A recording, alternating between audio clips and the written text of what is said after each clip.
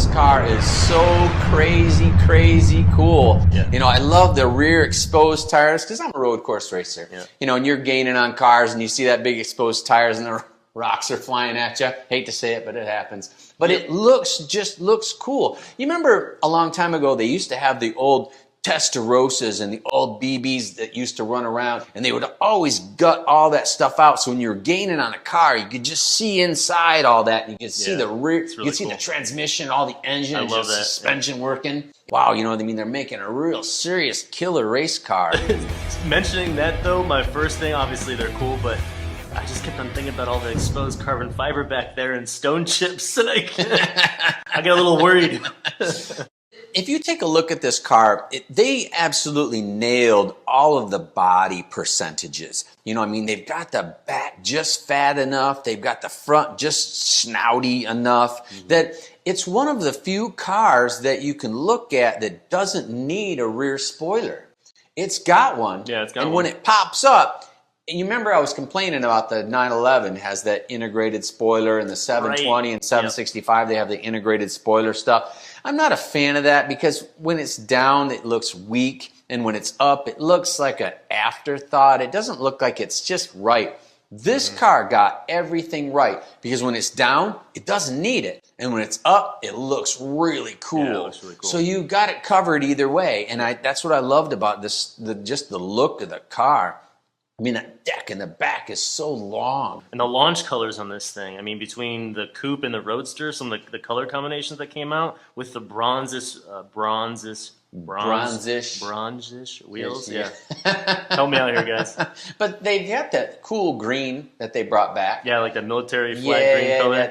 That's bronzish green. Yeah, no, it's a really cool color. But I don't like the dual exhaust. I know with it, and it looks like it's got like it's probably metal, but like a plastic cap around it. I'm not a fan.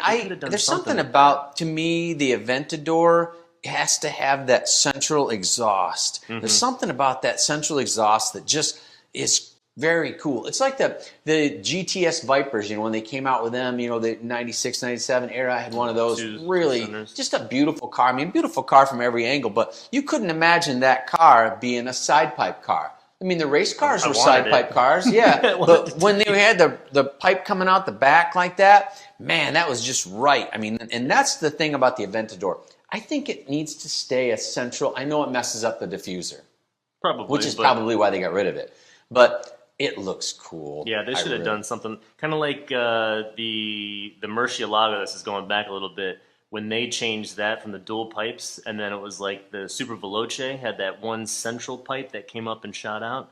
They should have done that, and it was like hexagonal shape too. It was really cool. You know what? You're making me angry. I need something to drink. Cue the whiskey, girl.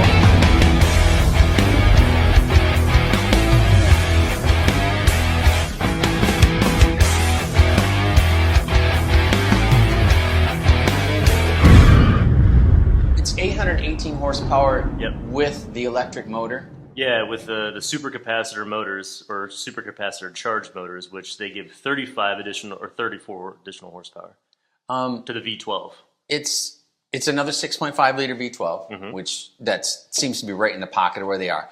This thing goes 220. Is that about right? Yeah. 220 miles an hour. So it's crazy fast again. Crazy expensive. 3.4 to 3.7. Is it really that much money? Oh my God, it just doesn't.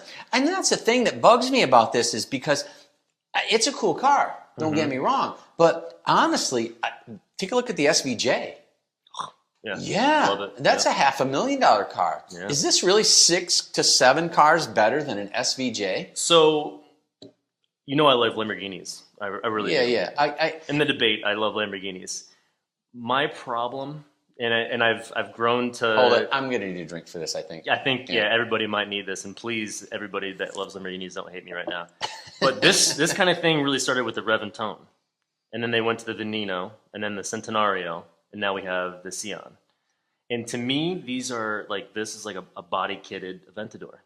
Oh, you are going to get beat up. However, they really changed a lot of things. Like to me, there's other cars that I won't say that are Lamborghini cars that to me they're just body kitted. We're walking down the street and you're gonna throw a punch, just aim it at him. Don't I had do nothing to do with this sorry, whatsoever. I still this like is not it. a body kit. This is not a body kit. I'm not sure. Is there an evacuation door around here? Because man, no, you're right. I mean, it's honestly, it's a great car, but it's not 7 times the car of an SVJ. That's what I guess I'm trying. I know it's limited. You know, the Roadsters are only making 19 of, I guess, 63 in total. Right? Yeah, 63 total in this car, but I bet you they won't tell you which 63 you have, which out of the 63. And we talked about that, and why are they not putting numbers on these cars? So I know that I have 22. They're doing it on the McLarens. Yeah, on the McLaren Sabre has the number right on the car. Tells you, hey, that's number 6. That's WTF. number 9. Absolutely. So I don't know. McLaren might be starting to eat some people's lunch because they're on to this game, and they're not going to get caught up in it. Right. They're going to do it right, and they're doing a good job right now. The interesting thing about this car is that if you ever hear a Lamborghini start, the coolest thing about a Lamborghini is the starter motor. Not the engine, but listen to that thing roll over. It has the coolest sounding starter motor of anybody out there. You just want to hear it roll. It just sounds fantastic. I love it. I think we probably get a sound of one, hopefully. Yeah. Here you go. Listen, everybody listen. Oh, yeah. Beautiful. But I don't know how they do that. But it's something that, don't lose it. Lamborghini, keep that. You've lost the central exhaust, so I'm already angry and I need more alcohol. But don't lose that starter motor. I don't know where it is or how you're doing that, but that's a fantastic thing. If you were to take a look at this car, once again, from every single angle, I really think that it's a fantastic car. But I still love the SVJ. Yeah, I do. And I wanted to love this more than the SVJ. But I don't think I do.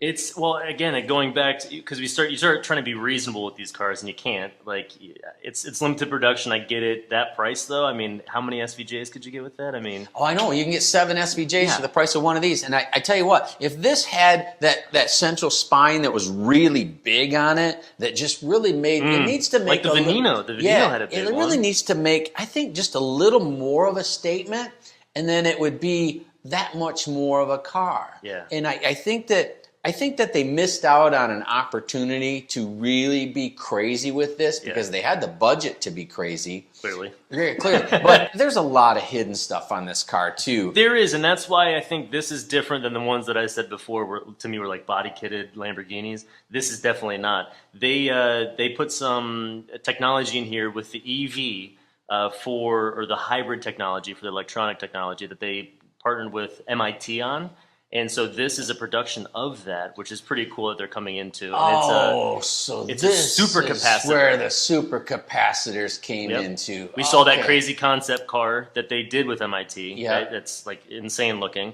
And then this is the actual working model, I guess you could say. Oh, all right. Well, then I'm being hard on this for no reason. It's pretty cool, yeah. Because I saw the supercapacitor thing, and I said, I wonder if that's in this thing, and then it is. And I said, okay, I get it, absolutely. Is there an alarm going off?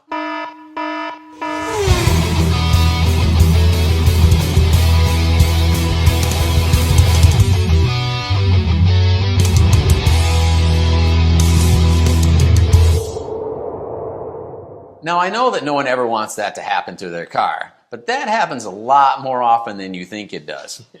We used to have a family dealership. We used to do Pontiac cars, and we had the Fieros that came in. Ooh, and the Fieros all had the engines go bad in those cars. And what ended up happening with them is you go to take the engine out, you take the engine out of the bottom on a Fiero. And then what ends up happening is you take that last bolt out. And it's always hard to get that last bolt out. And you take that last bolt out, and that whole car would flip off the hoist the other way. So everybody would start calling everybody and say, hey, chain these things down because they're flipping off the hoist. Right. And that's the thing with these Ferraris. You know, I wouldn't take my Ferrari into like Joe Blow's tire store to get them lift because it's difficult enough with these cars being as low as they are to find the little pad points that are on these cars because that's a small little area that these need to land on. And if you miss that area, you end up like that guy. Yep. And that's exactly what I'm talking about. You were saying the C8s? I heard that there's a lot of C8s that they're not adjusting their lifts to pick up on these points and forgetting that it's a mid-engine. So a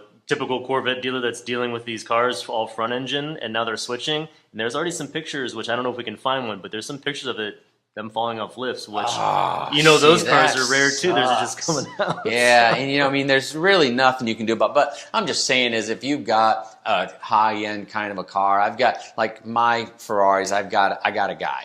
You know what I mean? So if I need work, my car goes to that guy that I trust. He knows how to lift it. He knows how to work on it. All of his sockets are coded. You know what I mean? So it's when they come back, you can't tell anybody's ever done any work to it whatsoever.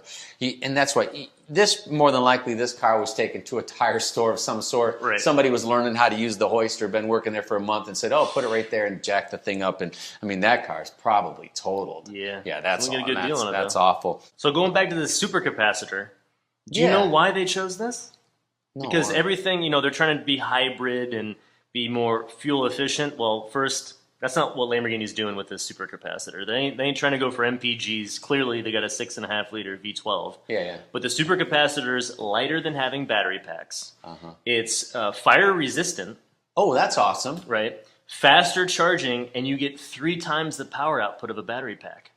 You know the advantage to being fire resistant if you're a battery car? Because if you're a battery car and that thing catches on fire, it ends up like that. Yep.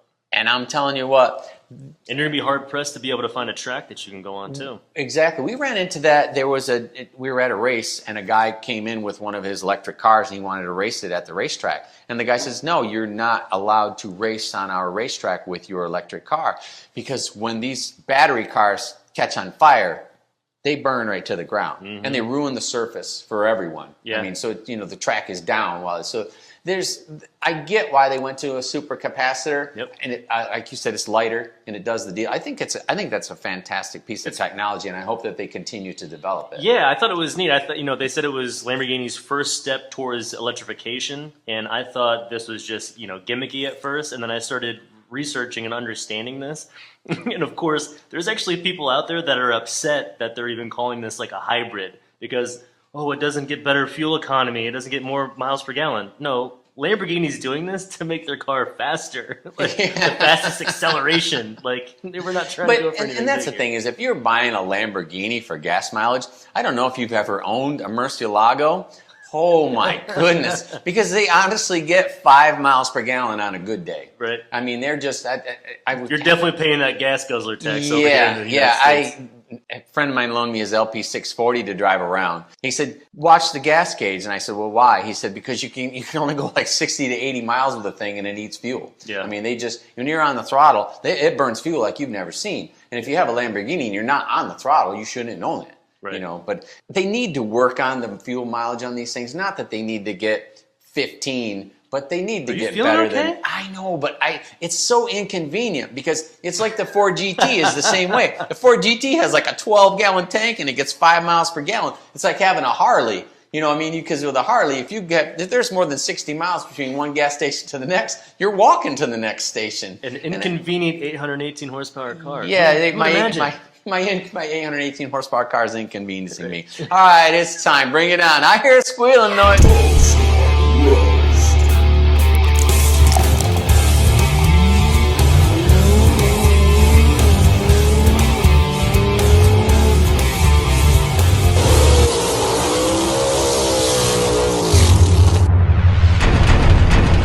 I don't want to hear crappy bias because I know you love all this Lamborghini stuff. Yep. I want to hear a good, solid styling number that people will believe. And if you don't get a styling number that people believe, the next time we're out on the street and that guy that says he's going to punch you, I'm going to hold your arms and help him. So let me hear a number that's a believable styling number for a $3.4 million car. Well, we can't let the price affect what our score is, obviously. If anything, it would probably hurt it. But I mean, I think this is cool. FKP 63, Ferdinand Perch, or Peach, that used to be the chairman of Volkswagen. That's what that FKP stands for. If you didn't know that, now you do. Oh, I didn't know. The more you know. Yeah, the more you know. But there's a lot of cool things. Smart material on the back. You probably noticed those 4 little hexagonal shapes on the back of the hood. Yeah. Those are all like basically aerodynamic, but they're not controlled by motors or anything, which is pretty neat. Okay. So a lot of cool styling cues with this. I'm gonna go ahead and just throw it out there. I gave it a 78. Because this is Lamborghini's next styling language for their next V12 cars. I mean, this is their V12 cars. But the thing is, look how crazy this looks. This is a poster child. They already made Lego kits for this thing. I mean, absolutely, you got to have this thing. You make me look like an ass right now. Why? Did you get hired? No, my God. Here I thought he was going to be some crazy, insane number, and I'm the crazy guy. Yes. I gave it an 83. Okay. Yeah. I know, but I was thought trying to you be were going hard to on be it. crazy, crazy high. No, I was trying to be hard. Because the SVJ, which I love, I think is probably one of the best cars ever created ever. That's an 85. Yeah. And I gave this an 83. It's not quite, to me, as good as the SVJ in styling. I mean, I know it's a better car. I mean, it's. Oof. I mean, You see the Roadster, there's though? a lot of stuff going. Yeah, I know. Roadster's So I gave it an 85. Performance is a different deal on this thing. I'm going to spit it out with this deal because the Aventador SVJ, we know it's crazy, crazy fast. That thing went around the ring and just stomped the heck out of everybody. So we don't know where this thing's going to be, but Lamborghini used to be an ill-handling car. That's all gone. All that stuff gone. Lamborghinis are incredibly handling, super fast cars now. So without even knowing what it's going to finally do, I'm going to be safe and it's going to be right at a 75. 75 for performance? 75 on performance. Okay. I think that's safe. It's right. It's right there in the range of the Senna. Yeah. And I bet you that it's right there with it. Funny enough, speaking about rain, on my way down here, I actually got to see one in traffic. No joke. That's for real. Yeah, that's the advantage of living in Miami. You get to see these cars Yeah. because they're popping up all the time. It's crazy. And then he was on his way to the studio and he said, "Hey, look what's in front of me right now." And I'm like, "Wow, we're doing that for the show today." Yeah, but that's the advantage of living here. You get to be around that stuff. You get to see that stuff. So Definitely. but that's cool. So performance-wise, I mean, it's a Lamborghini. It sounds great. It does well. 818 horsepower. I think it's cool that Lamborghini's putting technology into it and really taking the effort. I mean, partnering with MIT, that's so cool to me that they're actually doing these types of things. So as far as performance, again, this is their fast accelerating Lamborghini. So remember that, which is going to help add to this. But I actually gave it a 79 on performance. Which I think is fine. We don't know what the final number is going to be. I thought it was conservative at 75, 79. Yep. Great job, Lamborghini. You got it toast.